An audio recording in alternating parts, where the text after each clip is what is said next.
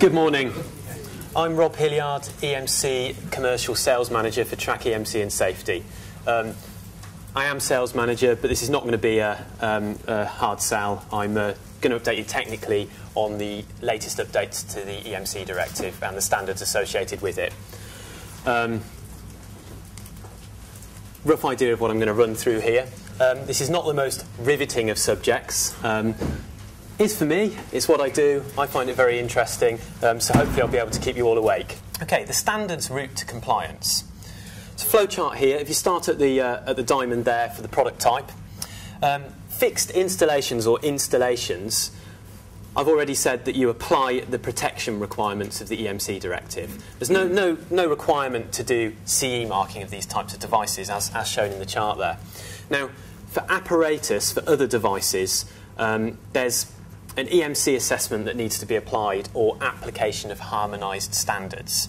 Now, you can, as detailed there, optionally involve a notified body if you wish to review your technical documentation.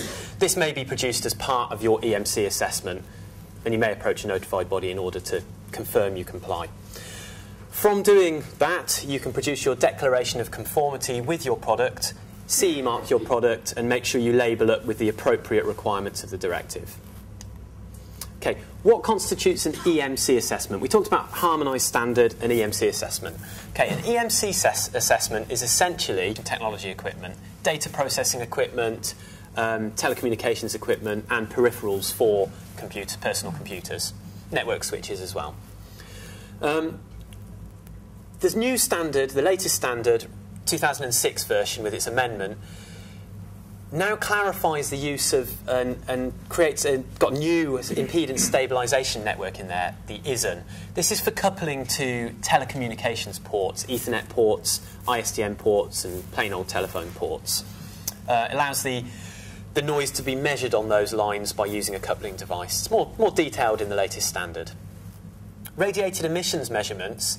It's a very important change that emissions measurements now go up to 6 gigahertz, above 1 gig, for a lot of products. Now, if your product has a clock or oscillator in it greater than 108 megahertz, then you will certainly need to test up above a gig. It is tiered, so you don't necessarily have to test all the way up to 6 gig if you're only just above that 108 mark. Something very important and very unusual about 55022 is that the latest version listed on the official journal is the 2006 version with its amendment. However, the date of withdrawal has been extended contrary to what the official journal says. The reason for this is political. It's not particularly a technical reason. It's just that powerline communications manufacturers have found out that the latest standard means they have to meet tighter limits, which ultimately will mean their product fails to the latest standard. Now, they've argued that this is market restriction and that their products, they wouldn't be able to sell anymore. I don't know whether anybody in the room has BT broadband and whether you have your BT Vision box. If you have this, you'll have been shipped a powerline communications device with your BT Vision box so that it can communicate over the powerline network with your BT Home Hub.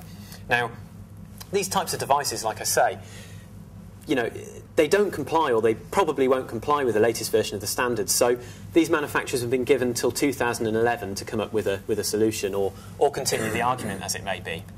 Now, unless you manufacture a powerline communications device, TRaC would always advise testing to the latest version, the 2006 version.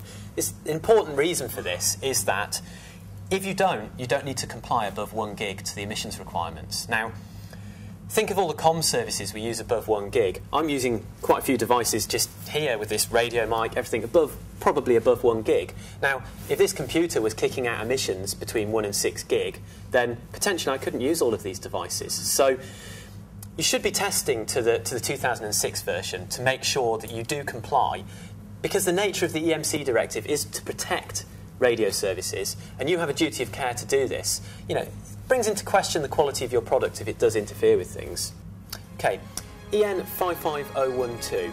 This is the emissions measurements of devices.